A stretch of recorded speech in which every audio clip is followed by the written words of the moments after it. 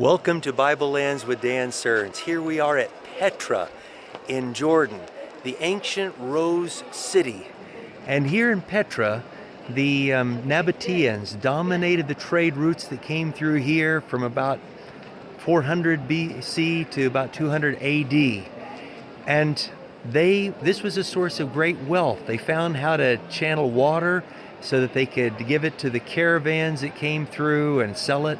And this was called the Treasury building, probably also the tomb of one of their kings later on.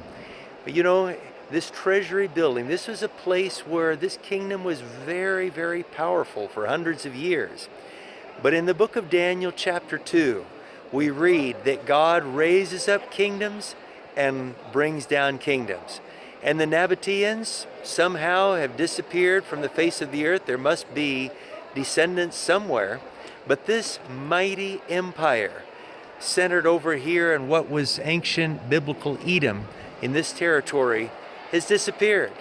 All that come here now are tourists. And so we can know when we see the empires of history that they will rise and fall, and overall God is in them. In Daniel chapter 2, God showed Nebuchadnezzar a dream, showed Daniel the interpretation, how there would be the mighty kingdom of Babylon, but it wouldn't last forever.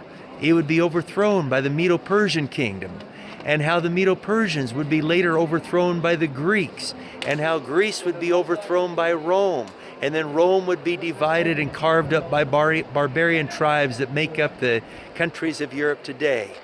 These kingdoms rise and fall, but we can know there is a God in heaven who is in charge of everything, and that the next worldwide kingdom will be his. That stone cut out without hands, described in Daniel chapter 2, that comes down and smites the image on its feet, representing the second coming of Jesus in our day or in the near future. We look forward to that kingdom because we know the King. When we know the King, we know how much he loves us, what he wants to do in us, what he wants to do through us, what he wants to do for others through us. When we know the King, we look forward to that kingdom.